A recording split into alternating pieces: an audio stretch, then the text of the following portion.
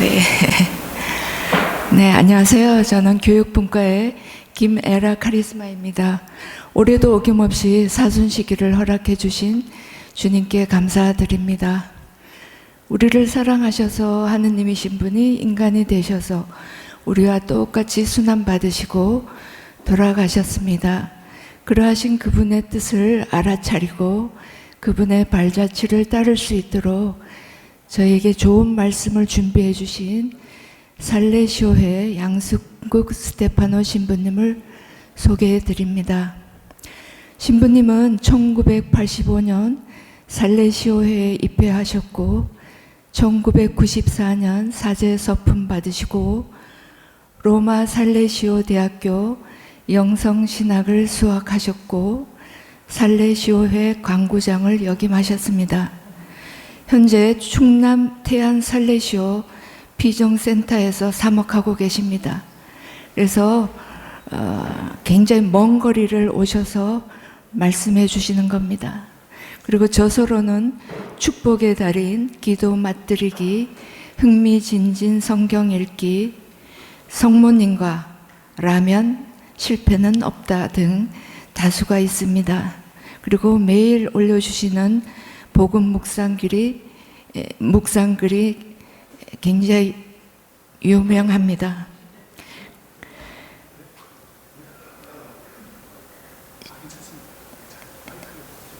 주제는 이제 평상시 신부님께서 신자들에게 하시고 싶은 말씀으로 정해달라고 했더니 저서의 제목과 많이 일치하죠. 그래서 우리 양승국 스테파노 신부님을 모시겠습니다.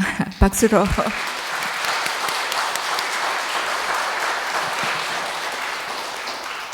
네, 시작 기도로 이 시간 시작하겠습니다. 여기 잠깐 가까이 가야 되는데. 네, 됐습니다. 제가 혼자 이렇게 읽도록 하겠습니다. 여러분들 눈으로 마음으로 함께 해주시면 고맙겠습니다. 성부와 성자와 성령의 이름으로 아멘. 주님, 저를 당신 자녀로 선택해 주시니 감사합니다.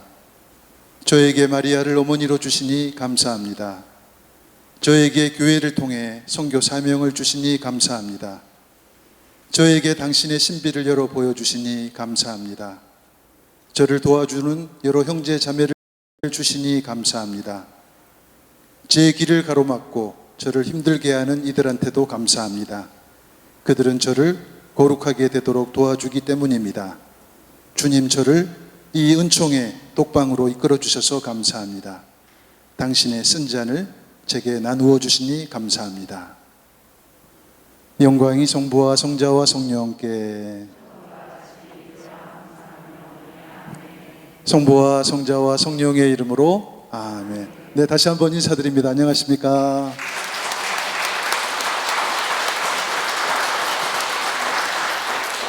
네, 이렇게 귀중한 자리에 초대해 주신 주임 신부님과 또 우리 교우들께 진심으로 감사를 드립니다.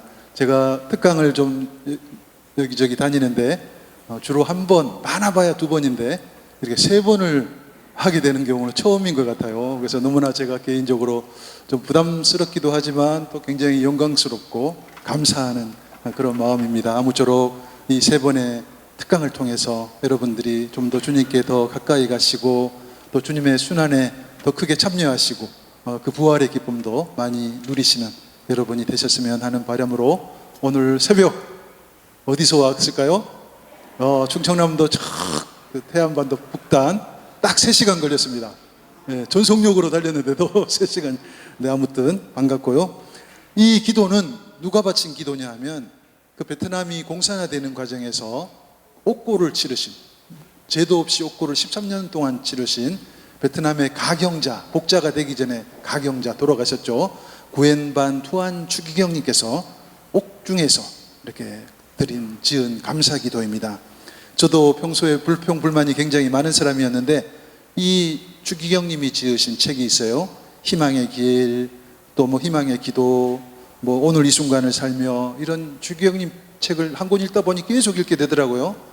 근데 이분의 책을 읽으면서 제 삶이 많이 바뀌었습니다.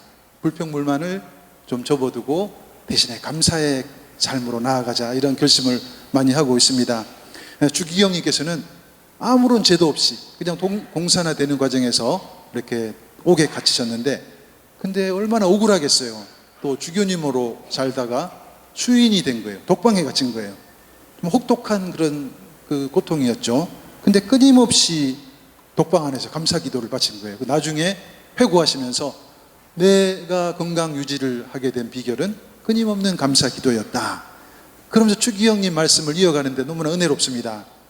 저에게는 거저 받은 선물이 너무나 많습니다. 쇠창살에 반짝이는 아침 이슬, 쇠창살에 걸린 반짝이는 아침 이슬, 독방 창문을 통해 들어오는 화사한 햇살, 가끔씩 아주 가끔씩 불어 들어오는 선선한 바람, 새들의 지저귐 소리, 담장밖 성당 종탑에서 들려오는 은은한 종소리, 그리고 간수들, 이런 가까운 분들의 그 따뜻한 그런 손길, 이 모든 것들에 대한 감사의 정으로 저는 가득합니다. 저는 이 모든 것을 돈 한 푼 내지 않고 누리고 있습니다. 눈을 바로 뜨고 정신을 차리면 끊임없이 감사하며 살 수 있습니다. 수많은 은총이 내 삶을 뒤덮고 있습니다. 얼마나 놀랐습니까? 독방에 갇혀서 이런 감사 기도를 주교님은 계속 바쳤던 겁니다. 보통 사람들 수감 생활 1년이면 6개월이면 육체적 정신적으로 엄청난 타격을 받습니다. 트라우마에 빠지는 거예요. 교도소 들어갈 때 저는 수감생으로 들어가진 않았지만 미사하러 교리하러 들락날락 했는데, 보통 잘못해가지고 교도소에 들어가면 절차가 정말 비참합니다. 인간으로서 굴욕을 느껴요. 머그샷이라고 정면 사진 찍고 측면 사진 찍고, 그다음 옷을 홀딱 벗겨요. 홀딱 벗겨가지고 정말 그 수치심, 굴욕감, 그 다음에 그 재소자들이 입는 옷을 입죠. 그리고는 옥에 갇히죠. 갇히면 그 안에 들어있는 사람들이 어떤 사람들이겠어요? 다 좀 어려움들이 있는 사람이잖아요. 그 사람들과 같이 24시간 지내야 되는 겁니다. 아니면 독방에 갇히면 더 괴롭습니다. 엄청난 타격을 받아요. 그래서 재벌이라든지 재벌 2세라든지 유명 연예인들 이렇게 감옥에 갔다가 이렇게 나올 때 보면, 어떤 분들 보면 휠체어 타고 담요 덮고 이렇게 나오잖아요. 그 이유가 있는 거예요. 엄청난 타격을 입는 겁니다. 근데 이 반투한 추기경님은 끊임없이 교도소 안에서 그 감사 기도를 바치신 겁니다. 여기 보시면 이분이 반투한 추기경님이신데, 끊임없이 감사 기도를 바치면서 그 어떤 또 결실을 맺었냐 하면, 감사 기도를 바치다 보니 자신의 인생을 계속 긍정화시키는 거예요. 부정적 시선을 없애고 긍정적 시선으로 당신 인생을 바라보시는 겁니다. 추기경님의 고백이 너무나 의미심장하고 아름답습니다. 감옥에서 수많은 밤을 지새우면서 성덕에 이르는 가장 단순하고 확실한 길을 깨달았습니다. 그 길은 바로 지금 이 순간을 충만하게 사는 것입니다. 아무리 고통스럽다 할지라도 지금 이 순간을 충만히 사는 것입니다. 이 확신에서 저는 이런 기도를 끌어낼 수가 있었습니다. 이 추기경님의 유명한 기도입니다. 예수님, 이제 더 이상 기다리지 않겠습니다. 그 대신에 오직 지금 이 순간을 사랑으로 가득 채우면서 살아가겠습니다. 이런 이렇게 고백을 하시는 겁니다. 너무나 아름다운 고백이죠. 더 이상 기다리지 않겠다. 지금 이 순간을 사랑으로 가득 채우면서 살아가겠다. 여러분들, 지금 여러분들 독방에 갇힌 분들 아무도 안 계세요. 그런 추기경님의 고통은 겪지 않으시겠지만, 이런저런 다양한 고통에 시달리고 계실 겁니다. 여러 가지 십자가를 등에 지고 어깨에 짊어지고 머릿속에 고민들이 많으실 거예요. 여러분들 그 고통의 무게가 무겁다고 느껴질 때마다 그 추기경님의 이 기도, 이 결심 한번 이렇게 생각하면서 힘을 내시면 좋겠습니다. 여러분들 고통의 무게가 너무나 무겁다 여겨질 때 고통이 사라지기 대신에 바로 이 순간을 사랑으로 가득 채우며 살아가겠다. 그런 결심 세우시면 좋겠습니다. 제가 사목하고 있는 장소는 충남 태안반도에서도 제일 북쪽 끝이에요. 땅끝 마을이에요. 더 이상 갈래야 갈 수도 없습니다. 그 밑으로 쭉 내려가면 이제 안면도고 거기서 이렇게 살고 있는데, 사람들은 저보고 아이고 신부님 뭐 자촌 되셨나요? 뭐 잘못이라도 하셨나 봐요. 그 오지에 서울서 3시간 걸리는데 얼마나 그 시골에서 답답하게 사세요 하는데 갔더니 천만의 말씀, 그 어촌에서의 삶이 얼마나 이렇게 역동적이고 흥미진진하고 보람되고 참 알찬지 모르겠습니다. 특히 저는 뭐 다행히 제가 좀 낚시를 좀 좋아하는데 거기 얼마나 그 맛있는 어종들이 많이 잡히는지 몰라요. 우럭, 광어, 놀래미, 쭈꾸미 이런 것들이 많이 잡혀요. 그래서 제가 한번 보세요. 여기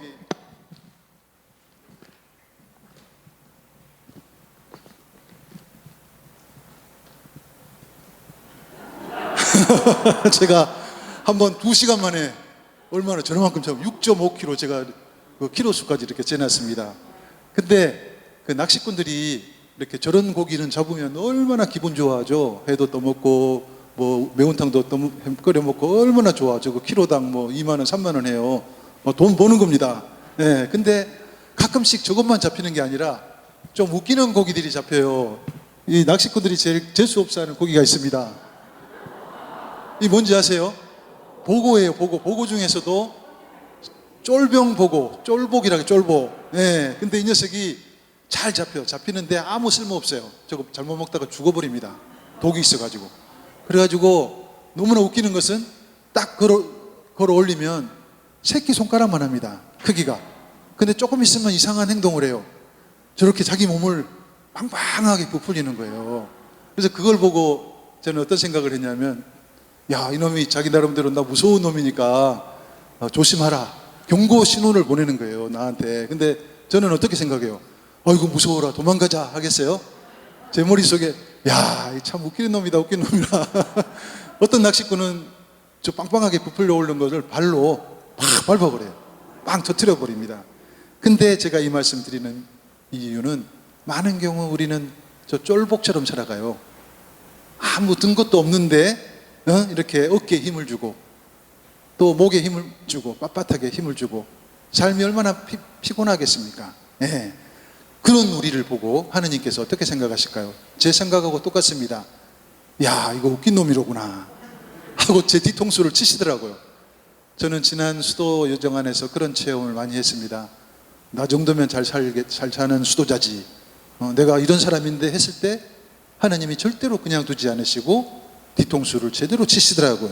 그래서 제가 이 말씀 드리는 이유는 사순 시기를 보내는 우리 그리스도인으로서 우리가 한번 점검해 볼 필요가 있는 대목입니다. 우리 어깨에 너무 힘이 들어가 있는 건 아닌지, 우리 목에 너무 힘을 주고 있는 것은 아닌지.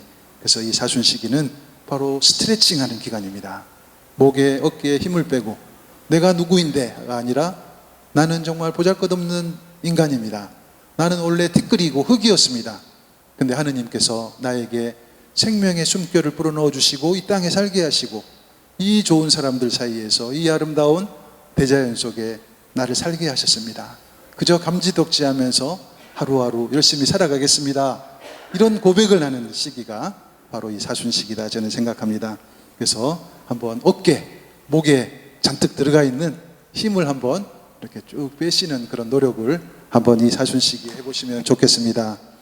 저는 오늘 기도 맛들이기라는 주제로 여러분들에게 말씀을 드리고 있는데, 제가 한번 쭉 이렇게 성찰을 하고 제 삶도 돌아보고 또 교우들의 어떤 기도 생활도 이렇게 돌아보면서 오늘 한 4가지 정도 여러분들이 기도의 맛을 들이기 위한 4가지 정도 팁을 좀 드리면 좋겠다 해서 4가지 정도 기도 맛들이기 위한 구체적인 행동 지침, 그것을 제가 좀 여러분들에게 말씀을 드릴까 합니다.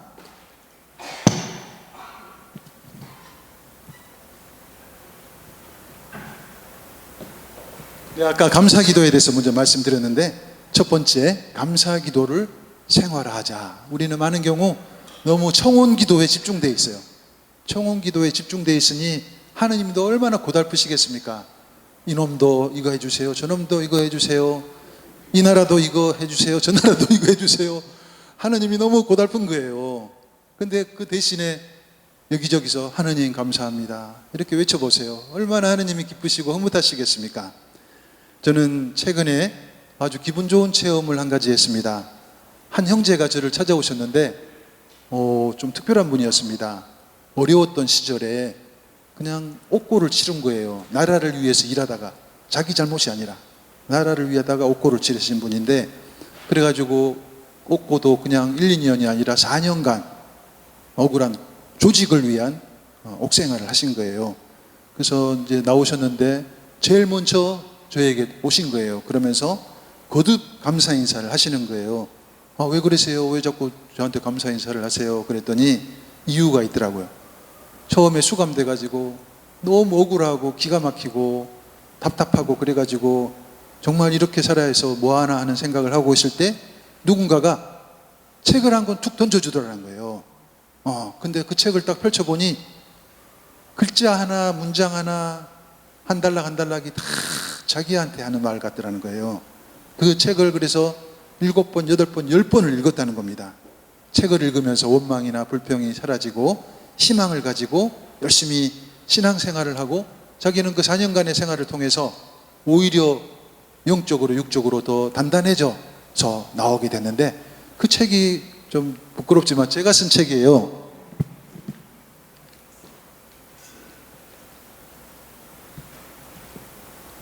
뭐 제 자랑하려고 드리는 말씀은 아닌데, 제가 한 5, 6년 전에 쓴 친절한 기도 레슨이라는 책인데, 그 기도에 대해서 한 40곡지 이렇게 기도하세요, 이런 기도가 좋습니다 소개하는 그런 책인데, 그 책 중에서 제가 물어봤죠. 형제님, 그 중에서 제일 좋았던 마음에 드는 구절이 어떤 구절이었어요? 했더니 그 형제님이 그 구절을 알고 외우고 계시더라고요.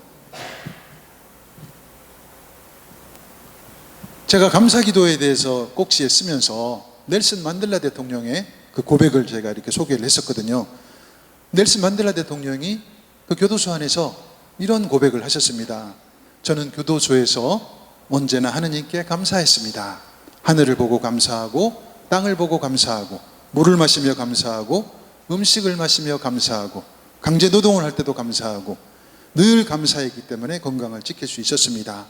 제게 있어서 교도소는 괴로움의 장소가 아니라 성장과 배움을 위한 소중한 장소였습니다. 대학교였습니다.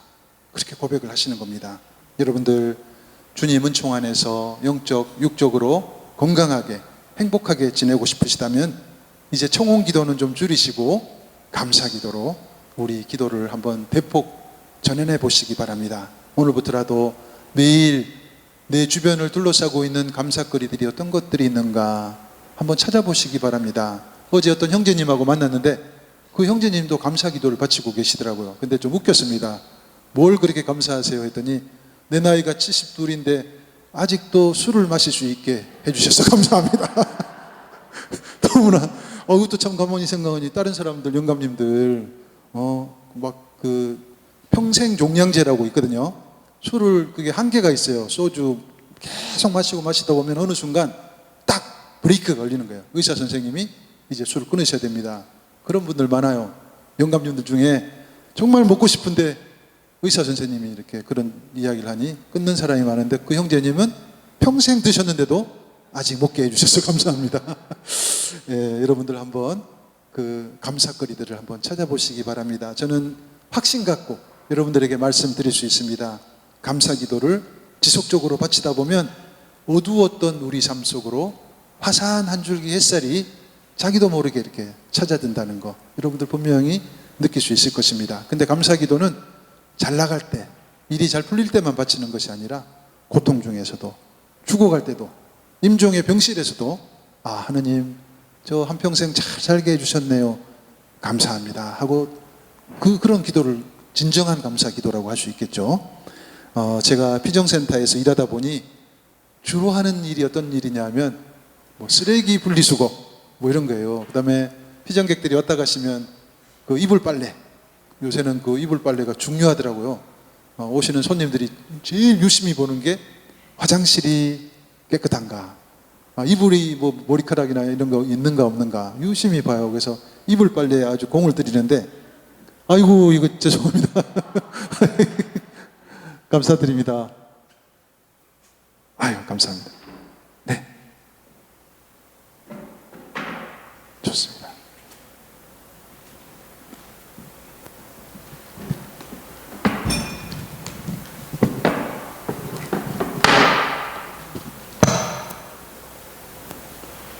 감사합니다. 이 무거운 걸 이렇게 진짜 혼자서 들고 나오신. 네. 근데 한번 그 주로 사용하던 세탁기들이 줄줄이 그 고장이 나버린 거예요. 통돌이 세탁기들이. 가서 그 기사를 불렀더니 해도 너무하다고.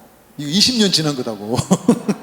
그래가지고 이제 세탁기를 새로 사려고 고민하다가 혹시 하고 저는 그 처음 갔으니 잘 모르니까 사방을 다 구석구석을 다 훑어봤더니 깜짝 놀랄 일을 발견한 거예요.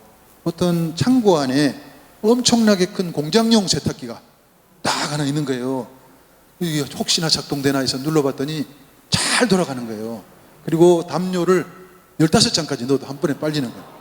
얼마나 막 그냥 감사한지 그 자리에서 바로 제가 막 하느님 감사합니다 하고 막 탄성을 질렀습니다. 그리고 빨아가지고 바다가 내려다 보이는 옥상에다가 이렇게 쫙 담요를 널고 있는데 제 입에서 힘이 든데도 불구하고 감사의 기도가 저절로 나오는 겁니다.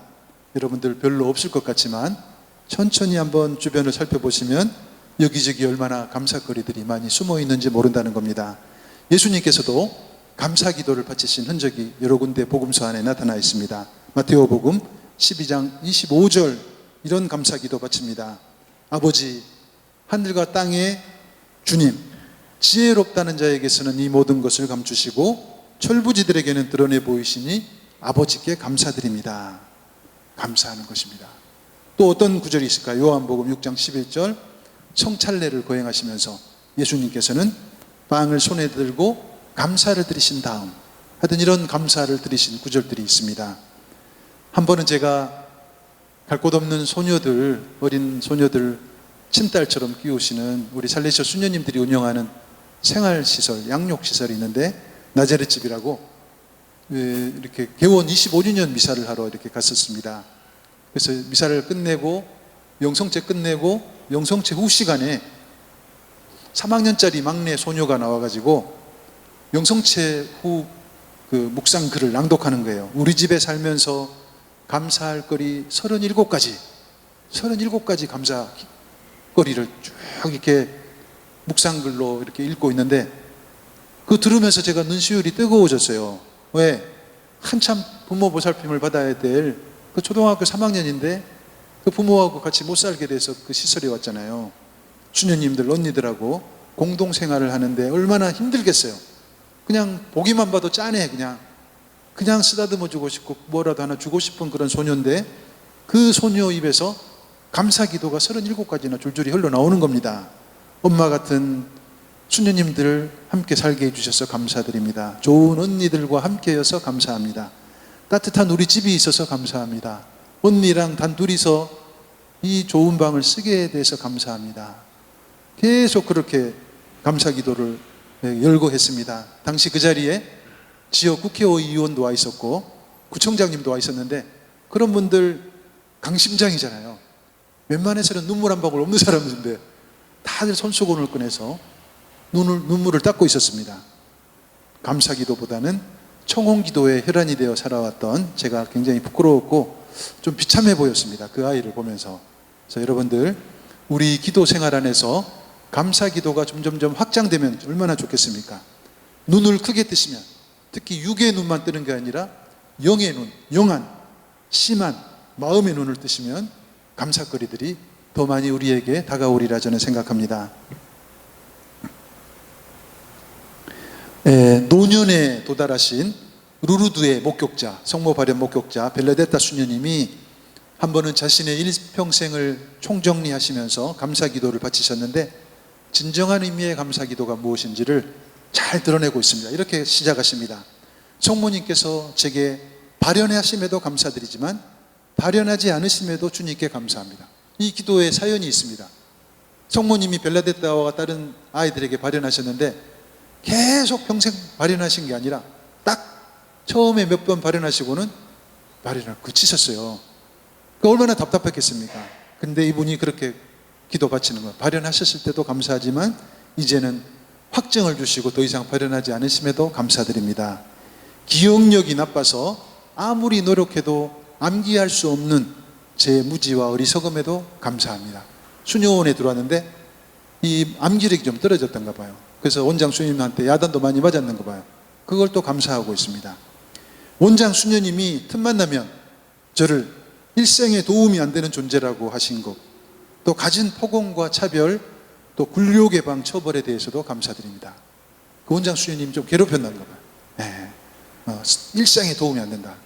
그 다음에 뭐 폭언도 하고 차별도 하고, 어떤 때 크게 잘못하면 독방에 갇혀요. 그때 옛날에 수녀원 수도원에 독방이 있었어요. 이렇게 교도소 같은 그런 방이 있었습니다. 처벌의 방, 갇혔다는 겁니다. 그리고 세상 사람들이 벨라데타 수녀님을 보고 이 여자가 정녕 그 벨라데타인가 라고 말할 정도로 보잘것없는 저, 마치 사람들이 나를 희귀동물 바라보듯이, 벌레 바라보듯이 바라본 것에 대해서도 주님께 감사드립니다. 주님께서 제 눈앞에 나타나실 때도 감사드리지만 나타나지 않으실 때도 감사드립니다. 언제 어디서나 주님께서 내 옆에 함께 하심에 감사드립니다. 이런 감사기도 바치셨습니다. 여러분들, 우리의 감사기도 어떠해야 되는지 잘 가르치고 계십니다. 주어진 은총, 축복에도 감사드리지만, 건강과 성공에도 감사드리지만, 그런 감사기도는 누구나 다 할 수 있는 감사기도입니다. 진정한 감사기도는 한 걸음 더 앞으로 나아가야 되는 거예요. 극심한 고통이 다가올 때도 감사합니다. 주님 순환에 참여하게 됐으니 감사합니다. 깊은 바닥으로 내 동동이 젖어요. 아, 주님 감사합니다. 더 이상 내려갈 데도 없네요. 이제는 남은 것이라고 바닥 치고 올라가는 길밖에 없으니 감사드립니다. 이런 감사 기도를 바쳐야 된다 생각합니다. 네, 여기까지가 첫 번째 미션, 여러분들 사순절 수행과제 감사 기도를 생활화하자 였습니다. 그럼 두 번째로 넘어가겠습니다. 두 번째는 기도하기 전에 하느님 이미지에 대한 그릇된 이미지를 수정하자.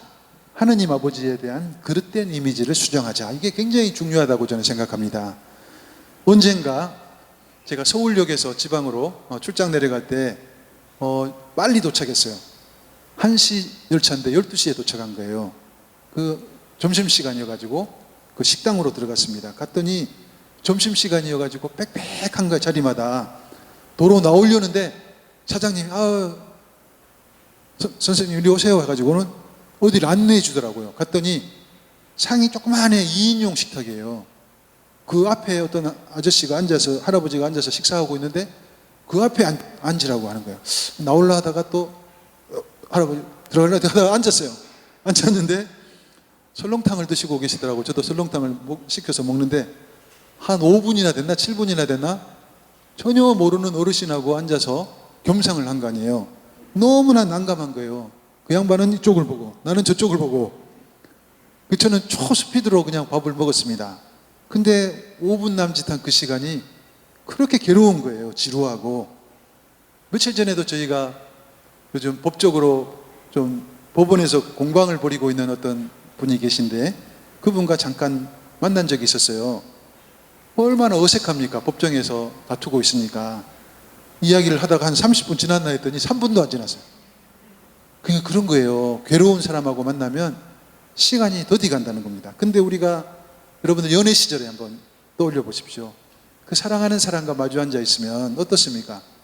5분 지났는 것 같은데 2시간이 지났어요.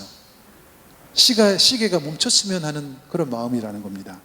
어떻게 보면 그 순간은 지상에서 천국을 맛보는 순간이다 저는 생각합니다. 우리가 하느님 앞에 앉는 시간, 기도 시간도 바로 그런 시간이 돼야 된다 생각합니다.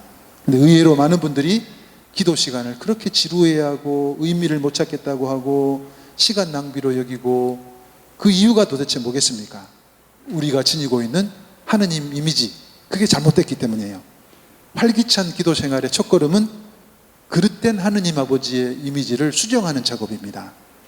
사실 구약시대에 보면 하느님은 두려운 분, 가까이 계시기는 너무 부담스러운 분이었습니다. 그래서 모세도 하느님 얼굴 뵙는 걸 두려워했습니다. 고개를 숙였습니다. 또 하느님 얼굴을 직접 뵙는 날은 죽는 날이다 이렇게 생각했어요. 그래서 하느님 아버지 하면 두려움, 경외심, 진노, 심판 이런 게 강했어요.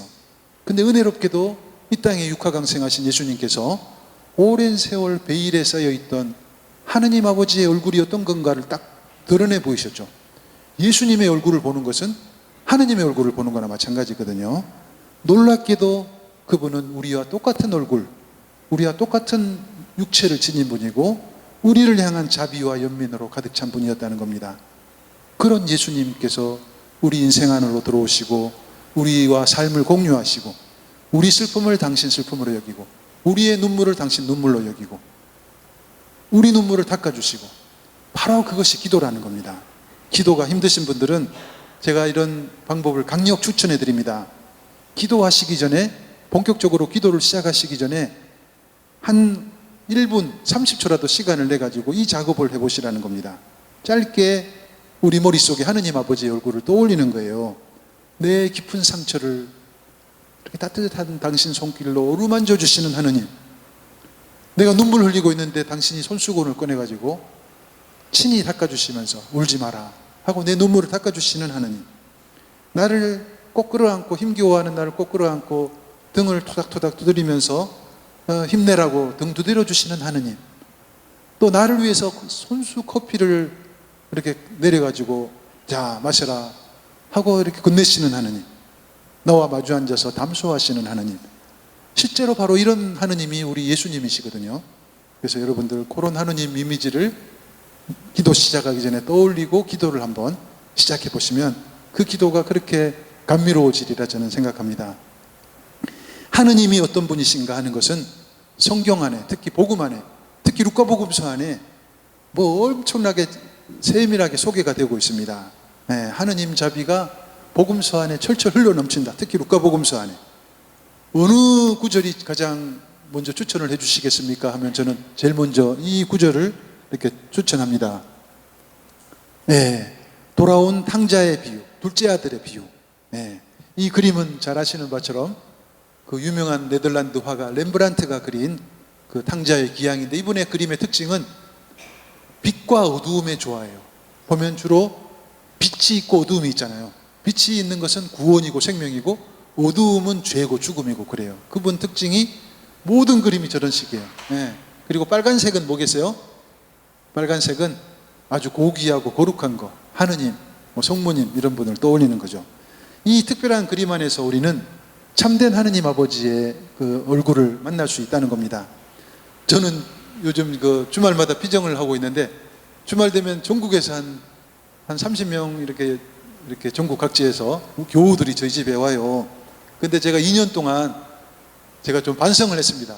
요즘 강조하는 게 시노달리타스, 함께 걷기, 뭐 이런 건데, 사람들이 나보고 오니까 내가 다 해야 된다 해가지고 오면 모아놓고 뭐 성체 강복도 제가 하고 뭐 강의도 제가 하고 미사도 제가 하고 뭐 북치고 장구치고 제가 혼자 다 했거든요. 그러니까 같이 사는 형제들이 좀 혼자서 다 해먹냐 그런 얼굴이라 그래가지고 제가 지난 피정 때부터 동료 신부님들에게 강의도 맡기고 미사도 맡기고 막 그렇게 공유를 나눔을 시작했어요. 그랬더니 너무나 편안하고 공동체가 활기를 띠기 시작하더라고요. 근데 이제 강의를 맡기면서 좀 걱정이 되더라고요. 왜냐하면 딱 내 마음에 안 드는 거야. 오시는 신자들이 뭐 이런 강의를 하나 하면 또 아니잖아요. 걱정을 했어.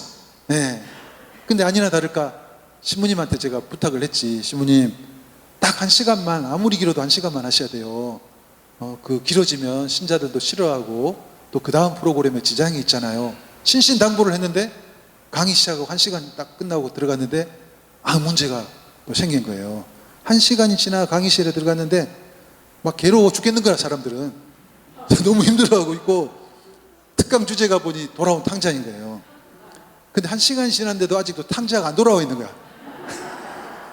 탕자가 돌아와야 이게 강의가 끝나는데 탕자도 아직 돌아올 멀었는데 아직 반도 안 끝난 거예요, 반도. 그래가지고 제가 신부님 옆에 가서 귀에다가 대고, 신부님 지금 음식 다 차려놨는데 빨리 돌아온 탕자 돌아오게 하라고.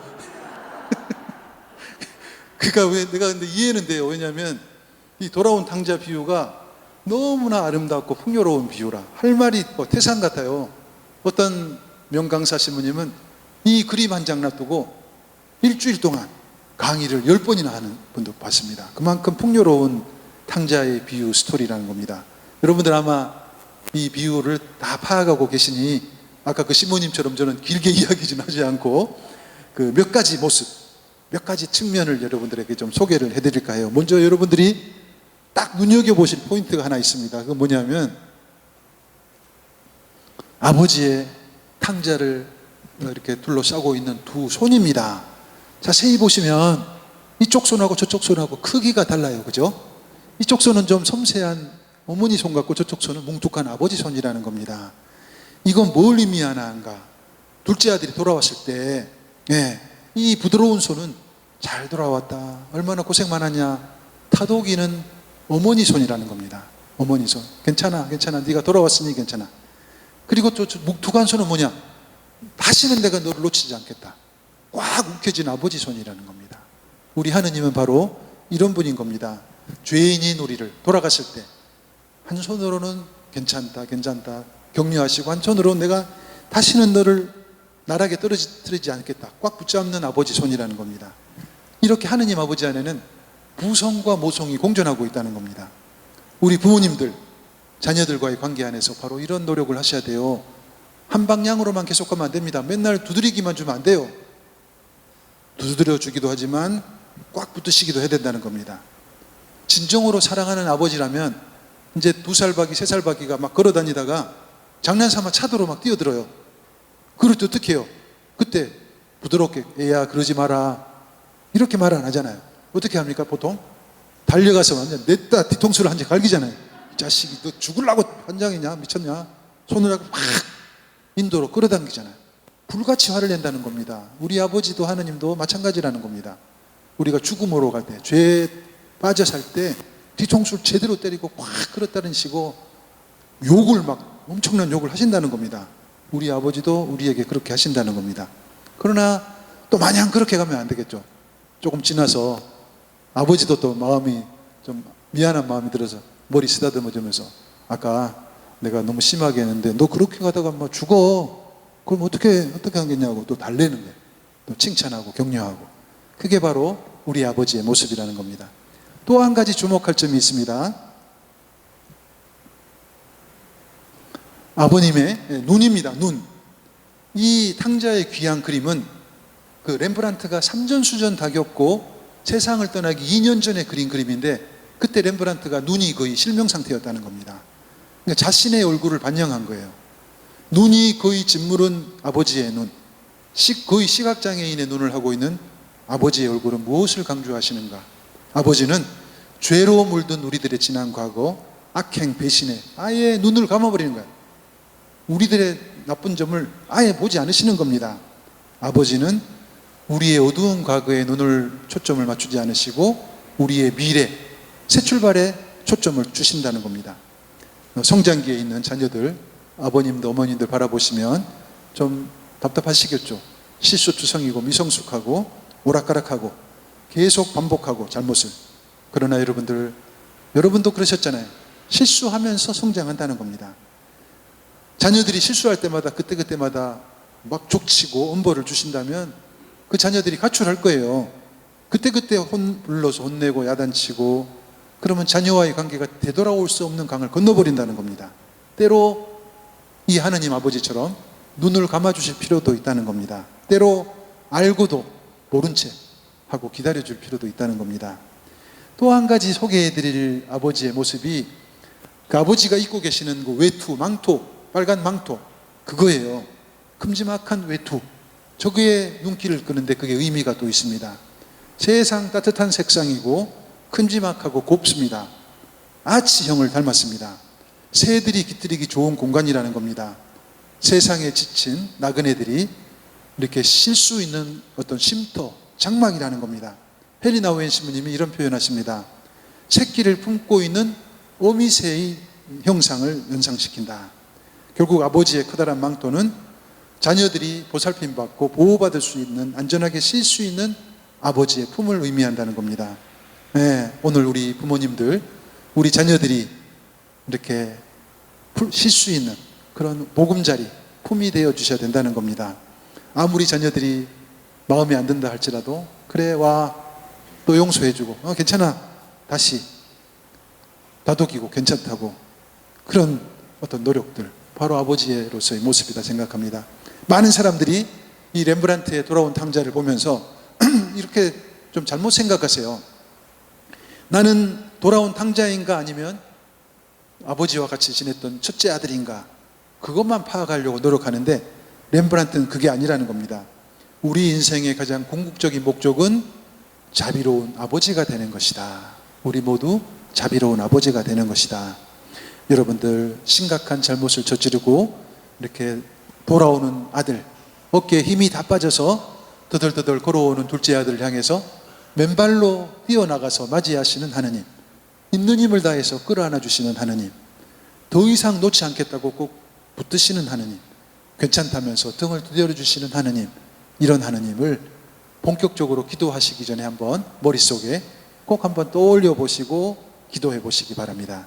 네, 여기까지 기도에 맞들이기 위한 두 번째 미션, 그릇된 하느님 아버지의 상을 추정하자, 여기 대해서 말씀드렸습니다. 이제 세 번째로 넘어가겠습니다. 어떻게 강의가 너무 지루하시죠? 들을만 하십니까? 그래도 거의 다 끝나갑니다, 이제 막. 자, 세 번째로 넘어가 봅시다.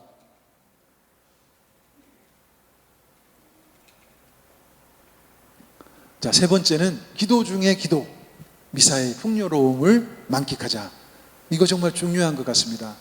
미사만 잘 참석하시고 정성껏 미사의 그 풍요로움을 만끽하신다면 다른 기도 뭐 그렇게 중요하지 않다고 저는 생각해요. 물론 다른 기도, 기본적인 기도 바치셔야 되겠지만, 피정 중에 어떤 수녀원의 연피정 지도를 하러 갔는데 한 수녀님이 상담하러 들어오셔가지고 저한테 내 가보, 내 보물, 내 인생의 가장 1호 보물입니다 하고 저한테 보여주셨어요.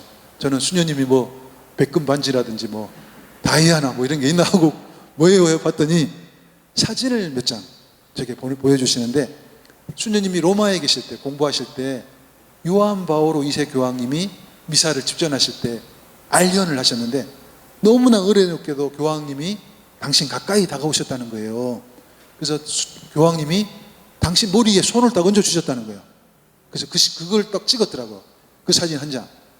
너무 수녀님이 기뻐가지고 교황님이 잡은 손을 어떻게 했냐면 딱 잡아가지고, 수녀님이 좀 무례한 행동이었는데 어디로 끌어당겼냐면 당신 볼로 끌어당긴 거야. 딱 끌어당긴 교황님도 좀 난감하다가 아 그래 하면서 몇 번 쓰다듬어 주시더라는 거예요. 그 순간 수녀님이 너무 기뻐가지고 코리아 그랬대. 코리아 코리아 그랬더니 교황님이 뭐라고 하냐, 아 이 한국 사람이구나 아는 거야. 그러니까 찬미 예수님 딱 그래요. 찬미 예수님. 그러니까 이제 수녀님이 또 아멘 예수님 이렇게 응답을 하신 거예요. 그래서 그 순간에 순간이 너무나 기쁘고 행복해가지고 지상 천국을 맛보는 순간이었다는 겁니다. 그래서 그 기쁨을 만끽하신 수녀님은 나중에 그 사진이 자기 손에 딱 지어졌는데 그 사진 뒤에다가 이런 표현을 썼다는 거예요. 예, 수녀님이 직접 썼어요. 예수님을 직접 만나 뵙는 날은 이보다 더 큰 기쁨이 될 것이다. 그래서 수녀님이 이걸 딱 간직하고 계시다가 저에게 이렇게 보여주신 거예요. 근데 여러분들, 하느님 정말 뵙고 싶을 겁니다. 그분 아드님 예수님 뵙고 싶을 겁니다. 물론 언젠가 우리가 이 세상 떠나서 하늘나라에 가서 그분 얼굴을 뵙고 그분과 악수도 나누고 포옹도 할 수 있을 겁니다. 근데 그때 아니어도 우리가 하나님을 만나고 뵐 수 있는 그런 접촉할 기회가 있다는 겁니다. 그 순간은 어떤 순간이겠습니까? 너무나 간단합니다. 쉽습니다. 바로 미사를 통해서입니다. 미사에 참여해서 영성체 하는 순간은 바로 하느님과 우리가 만나는 순간입니다. 영성체 순간은 자비하신 하느님께서 죄인인 우리 몸 안으로 들어오는 순간입니다. 하느님의 자비와 인간의 비참이 만나는 순간, 영성체 순간입니다. 그래서 이렇게 은혜롭고 감사한 미사, 이제 팬데믹 핑계 댈 것도 없습니다. 이제 무조건 미사에 나오셔야 돼요. 미사가 주는 은혜가 얼마나 큰지, 미사만 잘 참석하셔도 기도 생활의 반 먹고 들어가시는 겁니다. 신앙 생활의 반 먹고 들어가시는 거다 생각합니다. 그래서 저는 강력 권장합니다. 이거 너무 좋은 것이기 때문에 주일 미사 한 번만으로 부족합니다. 일주일에 2번, 3번 가급적 매일 미사에 나와 보십시오. 얼마나 큰 은총을 여러분들이 선물로 받을 겁니다. 특히 제가 너무나 큰 충격 받으신 분들 있잖아요. 자녀를 먼저 떠나보내신 분들, 사랑하는 사람과 사별한 분들, 이런 분들 그 어떤 위로도 안 먹혀요. 그래서 제가 늘 그런 분들 만날 때마다 강력하게 제안을 합니다. 자매님, 그 어떤 약도 필요 없습니다. 미사가 주는 약이 최고입니다. 매일 미사 참여하십시오. 거기서 하느님도 만나고 성모님도 만나고 먼저 떠난 사랑하는 아들도 그 안에서 만납니다. 미사가 약입니다. 저는 그런 이야기 해놓고 까마득하게 잊어먹죠. 근데 3달, 1년, 2년 지나고 나서 그분들이 저를 찾아와요. 그리고 너무나 고맙다고, 정말 그때 너무나 좋은 처방전을 제게 해주셔가지고 제가 같이 따라 죽었을 텐데 제가 지금 이렇게 잘 지내고 있습니다. 감사하다는 말을 제가 많이 들었습니다. 여러분들, 미사, 이거보다 더 큰 은혜는 없다, 저는 확신 갖고 말씀드립니다. 한 주교님께서 정신지체 장애인들 생활시설로 견진성사를 집전하러 가셨는데 아이들이 다 중복장애인들이에요. 그 담당하는 신부님이 주교님에게 미사 전에 설명을 드렸습니다. 주교님, 죄송한데 오래 앉아 있을 수 없습니다. 미사도 빨리 끝내야 되고 강론도 초간단으로 끝내셔야 됩니다. 알았다고. 주교님이 정말 감동적인 짧은 강론을 그 장애인들에게 했습니다. 사랑하는 친구 여러분, 얼마나 고생이 많으십니까? 주님께서 여러분들의 고통에 반드시 함께 하십니다. 힘내십시오. 여러분을 사랑으로 돌봐주시는 부모님들, 선생님들이 여러분들을 정말 많이 사랑한다는데 그 사랑의 표시를 여러분들이 어떻게 확인할 수 있겠습니까? 그분들은 당신들 손으로 여러분들의 머리를 자주 쓰다듬어 주십니다. 여러분들의 뺨을 어루만져 주십니다. 발을 씻어 주십니다. 바로 이게 그분들이 여러분들을 사랑한다는 표현입니다. 마찬가지로 잠시 후에 있게 될 견진성사를 통해서 하느님께서 여러분들의 머리를 쓰다듬어 주시고 여러분의 뺨을 어루만져 주실 것입니다. 하느님께서 여러분들을 극진히 사랑하신다는 표현입니다. 초간단 강론을 마친 주교님이 이렇게 기름을 바르기 위해서, 견진성사를 집전하기 위해서 밑으로 내려갔어요. 첫 번째, 휠체어에 앉은 제일 장애가 심한 아이 이마에 기름을 바르고 이렇게 있는데 그 순간에 아이가 뭐라고 한마디 하는 거예요. 뭐라고 하는데 잘 못 알아들어서 더 깊이 고개를 숙여가지고 아이의 말을 들어보니 이런 말이었어요. 주교님, 제 볼을 쓰다듬어 주세요. 제 볼을 쓰다듬어 주세요. 그 아이가 주교님 강론의 요지를 알아들은 거예요. 옆에서 앉아서 있던 어머니는 눈물이 막 흐르니까 손수건 꺼내서 자기 눈물도 닦고 그 아이 입에서 흘러나오는 침도 닦고, 주교님께서는 그 순간 깊은 감동에 젖어가지고 움직일 수가 없었다 그러는 거예요. 주교님이 전국을 다니면서 명강론을 하시는데 수많은 청중들로부터 박수와 호응을 받는데 그 장애인 아이 입에서 흘러나온 그 말, 주교님 제 볼을 쓰다듬어 주세요, 그 말처럼 자신의 가슴을 울린 말이 없었다는 겁니다. 여러분들, 성사가 무엇인지 잘 알고 계실 거예요. 성사는 뭔가? 성사는 우리를 사랑하시는 하느님께서 당신 두 손으로 우리의 머리와 뺨을 쓰다듬어 주시는 행위, 그게 성사인 겁니다. 그리고 이 그림 너무나 멋진 그림입니다. 고백성사를 본당 신부님 집전하시는데 고백성사 집전한 주임 신부님 뒤에 누가 계십니까? 예수님이 똑같이 사제경을 하는 거예요. 바로 이걸 여러분들 기억하셔야 됩니다. 성체성사 때도 마찬가지예요. 한 인간인 나약한 사제가 성사를 집전하지만 바로 그 뒤에 예수님께서 팔을 벌리고 성체성사를 집전하고 계신다는 겁니다. 성체성사 중에 우리는 성체를 영하시는데 그 정말 보이지 않는 하느님의 은총, 하느님의 몸, 하느님 사랑의 표지가 바로 성체라는 겁니다. 성체를 영한다는 것은 하느님을 우리 안에 모신다는 거, 얼마나 놀라운 일입니까? 이 부당한 죄인, 비천한 죄인 안으로 하느님이 들어오신다는 거, 생각만 하면 너무나 감동적이고 은혜롭고 감지덕지한 일이죠. 그래서 우리가 좀 더 성체성사를 사랑하고 존중하고 지극정성으로 성체성사에 참여할 필요가 있겠습니다. 네, 조금만 더 말씀드리도록 할게요. 복음서 안에는 죄 많고 허물투성이인 우리 인간을 쓰다듬는 주님의 모습이 자주 소개되고 있는데, 상처투성이인 우리 인간의 환부를 예수님이 그냥 직접 손을 대시는 거예요. 예수님의 능력을 봤을 때 말 한마디면 우리의 환부가 치료될 텐데 직접 우리 환부에 당신 손을 갖다 대시는 겁니다. 대표적인 예가 나병 환자와의 만남입니다.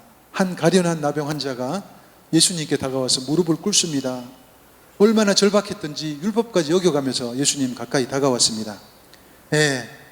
당시의 유다 간습안에는 하나의 문화가 있었습니다. 안 좋은 문화가. 유유상종의 문화. 유다인들은 유다인들끼리, 사마리아인들은 사마리아인끼리, 율법학자들은 율법학자들끼리, 세리들은 세리들끼리, 나병 환자들은 나병 환자들끼리. 나병 환자들은 가장 최하층민에 속했습니다. 하느님께 죄를 지은 결과 나병에 걸렸다는 인식이 강했습니다. 불경스럽고 부정탄 인간, 상종하지 말아야 될, 접촉하지 말아야 될 대죄인으로 여겨졌습니다. 나병에 걸리면 일종의 사형 선고를 받은 거죠. 판명을 받으면 집에서 나와야 됐어요. 보따리를 싸가지고 가족과 생이별을 해야 되고, 살고 있던 주거지를 떠나서 성 밖으로 나가서 굴을 파서 토굴 속에서 짐승처럼 살아야 했습니다. 가족들은 어떻겠어요? 생사가 궁금하면 보따리를 싸, 생필품, 식료품을 보따리 싸가지고 그가 있을 것 같은 장소로 들판으로 가서 목이 터져라 외치는 거예요. 요한아, 우리들 왔다. 요한아, 안 나와. 그럼 거기다가 보따리를 놓고 운이 좋으면 그 요한이가 와서 챙겨가서 더 연명하고, 또 나병 환자들은 길을 걸어가다가 누군가 인기척이 느껴지잖아요. 그럼 즉시 법에 따라서 외쳐야 됐어요. 여기 부정탄 사람이 있으니 가까이 오시면 안 됩니다. 한 번이 아니라 3번을 외쳐야 됐어요. 그렇게 살았습니다. 나병 환자들이. 예수님도 율법을 준수하시려면 당신 가까이 다가오는 나병 환자를 오지마 이렇게 물리치셔야 됐습니다. 근데 예수님의 행동을 보십시오. 다가오는 나병 환자를 물리치지 않습니다. 그 모습 보고 그냥 막 연민의 마음이 저절로 솟구칩니다. 자동으로 자기 손이 나병 환자의 그 끔찍한 환부에 닿습니다. 내가 하고자 하니 깨끗하게 되어라. 이 얼마나 은혜롭고 놀라운 사건입니까? 하느님께서 한 가련한 인간에게 다가오시고 몸을 굽히셔서 그 상처를 굽어보시고, 그 존귀하신 깨끗한 하느님의 손이 그 흉측한 인간의 피부에 직접 닿습니다. 터치. 하느님이 인간에게 터치하시는 겁니다. 놀랍고도 파격적인 하느님인 것입니다. 오늘도 예수님께서는 똑같이 우리에게 다가오신다는 겁니다. 죄로 더러워진 우리 영혼임에도 불구하고 자비하시는 하느님께서 우리에게 가까이 오시고 우리를 터치하시고, 바로 그 순간이 매일의 영성체 순간이라는 겁니다. 여러분들 조금 전에 미사 봉헌하셨는데 존귀하신 하느님이 여러분들 육체에 터치하시고 여러분들 영혼 안에 들어오신 그 은총의 순간이었다는 겁니다. 그저 기쁘고 감사한 마음으로, 황공스러운 마음으로 정성스럽게 앞으로 영성체를 꼭 영하시면 좋겠습니다. 성체성사는 하느님의 은총을 이렇게 풍성하게 전해주는 은총의 예식이지만 참석자들의 태도가 굉장히 중요한 겁니다. 활짝 열린 마음 안에 성체성사의 은총은 훨씬 더 풍성해진다는 겁니다.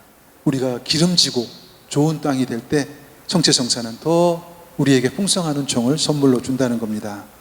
여러분들 여기 엠마오 제자,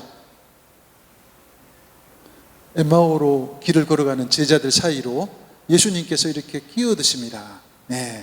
예수님께서 끼어드시는데 더 이상 이제 예수님의 제자로 살다가 돌아가시고 나니 희망이 없어서 고향으로 가서 고기잡이나 하러 하고 다시 살아야 되겠다고 돌아가는 낙담한 두 제자 사이로 부활하신 예수님이 싹 끼어드시죠. 길을 걸어가시면서 예수님께서는 당신 신분을 안 밝히고 자상하게 이런 이야기 저런 이야기, 메시아의 운명에 대해서, 성경에 대해서 풀이를 해주세요. 날이 저물고 어느 요관집에 들어가죠. 거기서 식탁에 앉아서 제자들 2명 앉고 앞에 예수님 앉고 예수님께서 빵을 딱 떼어주실 때 제자들은 눈이 열려가지고 예수님이 주님임을 알아보게 됐어요. 그 순간 어떻게 돼요? 예수님은 호련히 사라져버려요. 그때 제자들이 한 말 기억나십니까? 이런 말을 해요. 여기 나와 있네요. 벌써. 길에서 그분이 성경을 풀이해 주실 때 우리의 마음이 얼마나 뜨거웠던가. 여러분들 제가 이 말씀을 강조하는 이유가 여러분들 미사 안에 보면 말씀의 전례가 있잖아요. 일독서, 응송, 이독서, 알렐루야, 그리고 주임 신부님 강론. 그때 말씀을 잘 경청하고 강론을 잘 경청하고 묵상하면 우리 마음이 뜨거워지는 거예요. 뜨거워져. 그 뜨거운 마음을 안고 성찬의 전례로 들어가시는 겁니다. 그러면 우리에게 다가오시는 주님 그 자취를 더 뜨겁게 이렇게 느끼실 수 있으리라 저는 생각합니다. 네. 마지막 하나 더 말씀드리도록 하겠습니다. 자, 네 번째 마지막 미션입니다. 기도의 맛을 드리기 위한 네 번째 과제. 네, 활동하는 관상가가 되기입니다. 작년에 그 본격적인 추위가 오기 전에 제가 저만 아는 그런 어떤 환상적인 어떤 포인트가 있어요. 낚시꾼들 사이에서는 냉장고라고 이야기합니다. 냉장고. 왜 그러냐면 우리가 냉장고 딱 열면 언제든지 먹을 걸 꺼내 먹잖아요. 그 포인트는 희한하게 넣었다 하면 잡히는 거예요. 그래서 회 좀 먹고 싶다 그러면 낚싯대 들고 거기 가가지고 몇 마리 잡아서 회 또 먹고 그러는데요. 부좌지간에도 안 가르쳐 줍니다. 아무도 안 가르쳐 주는 장소인데. 근데 딱 물때가 맞는 그 추위 오기 직전에 갔는데 한두 시간 잡았는데 그야말로 뭐 낚시꾼들 사이에 그런 표현이 있어요. 폭풍 입질. 입질이 폭풍이라. 넣으면 잡혀. 넣으면 잡혀. 완전히 대박이 났는 거예요. 나중에는 어깨가 막 아파. 어깨가. 계속 끌어올리니까. 그래서 제가 혼자 4시간 동안 밤에 혼자서 잡았는데 잡은 총 우럭 숫자 그게 궁금하더라고요. 그래가지고 집에 와가지고 한 마리 한 마리 이렇게 씻으면서 세봤는데 그 마리수를 보고 제가 깜짝 놀랐습니다. 그 마리수가 153마리였습니다. 153마리. 제자들이 갈릴레아 호수에서 합심해서 잡은 그 숫자하고 똑같은 거예요. 그래서 저는 그 다음날 저걸 놔두면 안 되거든요. 저걸 딱 말려서 저장하려면 배를 따고 포를 떠야 돼. 그래서 지느러미 잘라내고 비늘 쳐내고 내장 빼고 그 단순 작업이 계속 반복되는 겁니다. 처음에는 막 야 많이 잡았다 신난다 해가지고 하는데 153마리나 되니까 한 50마리 넘어가니까 막 짜증이 나는 거야. 아 이거 내가 뭐 이렇게 고기를 많이 잡았어 이 생고생이냐. 화가 막 나는데 내가 마음을 바꿔 먹었습니다. 내가 무슨 생각이냐. 돈보스코께서 일을 기도화하라 하셨는데 우럭 한 마리 한 마리 포 뜰 때마다 제가 제 머릿속에 사목 활동 중에 만났던 문제아들 한 명 한 명 떠올리면서 포 하나 뜨면서 하나이 떠올리고 포 하나 뜨면서 하나이 떠올리고 화살 기도를 바쳤어요. 그렇게 마음 바꿔 먹으면서 포를 뜨니 그 포 뜨는 게 하나도 힘들지 않았습니다. 일하면서 기도하는 것이 이것이로구나. 좋은 체험을 했습니다. 그래서 오전 내내 153마리 포를 뜨고 너무 피곤해가지고 점심 먹고 좀 한숨 자야 되겠다 했는데 먹자마자 택배가 큰 박스가 2개 온 거예요. 열어보니까 어떤 고마운 은인이 엄청난 양의 튤립 9군을 보내주신 거예요. 작년에도 보내주셔가지고 성모상 앞에 심었는데 너무나 예뻐요. 그래가지고 이제 올해 봄에도 이렇게 튤립 이렇게 눈요기를 하려고 오후에 또 이렇게 밥 먹고 튤립을 근데 꼭 마늘 같습니다. 마늘 뿌리 같아서 그거는 기계로 심을 수가 없어. 쭉 고랑을 만들고 일일이 손으로 심고 덮고 해야 돼요. 근데 그거를 그냥 서서 할 수도 없어요. 어떻게 해야 돼요? 쪼고리고 앉아가지고 무릎 꿇고 여기 쑤시고 저기 쑤시고 한 오후 4시쯤 됐는데 여기 뭐 뜨끈해요. 뜨뜻해가지고 쌍코피 쌍코피가 나는 거예요.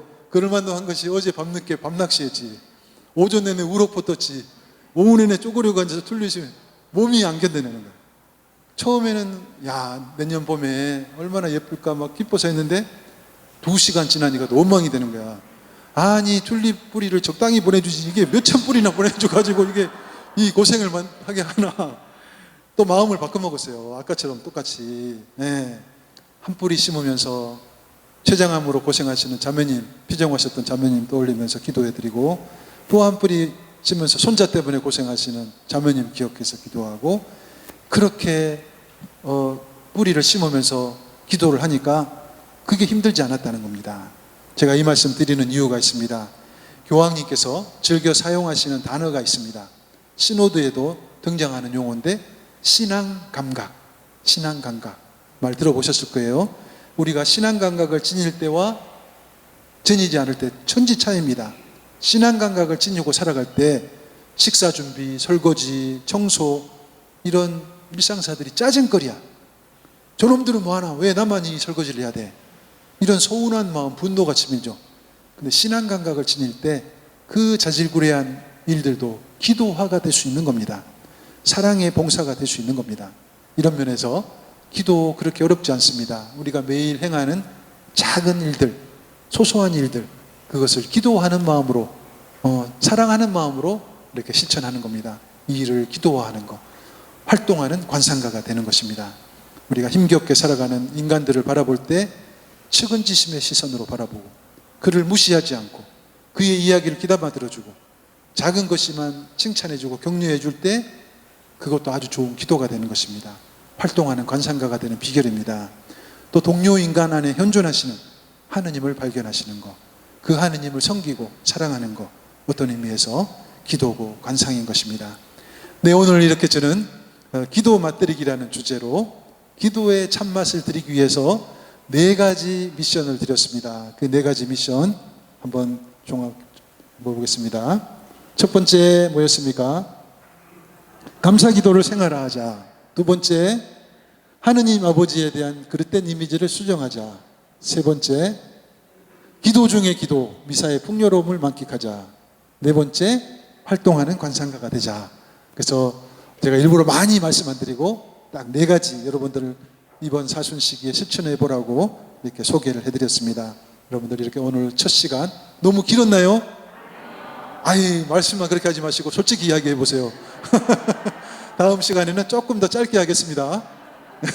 자, 기도로 마치겠습니다. 성부와 성자와 성령의 이름으로 아멘. 자비하신 하느님 아버지, 오늘 이 은혜로운 시간 허락해 주셔서 감사합니다.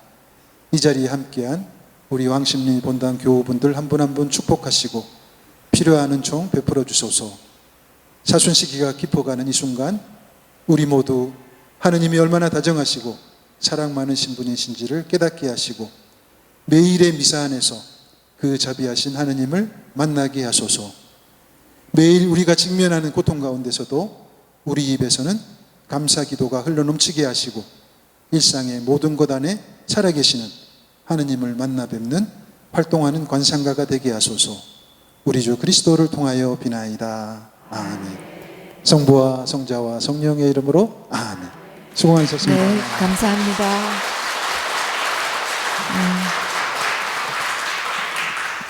신부님 강의가 너무 감동적이라서 그냥 집에 가면 조금 아쉬울 것 같아서요. 성가를 439조 저기 부드러운 주님의 손에 부르고 파하겠습니다.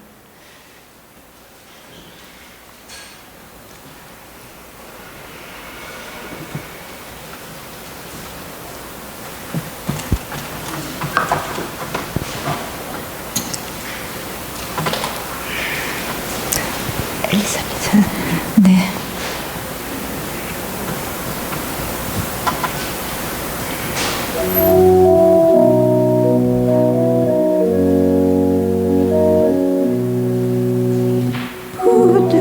부드러운 주의 손이 나를 이끄시고 온 세상 참된 길을 가르쳐 주시네.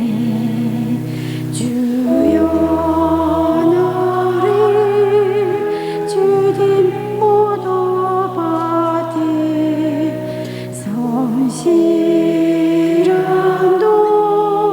부가 되게 하소서. 주께서 주신 사명 성실히 살면서 언제라도 부르심에 따르리라. 네, 영광이 성부와 성자와 성령께 성부와 성자와 성령의 이름으로 아멘. 신부님 감사합니다.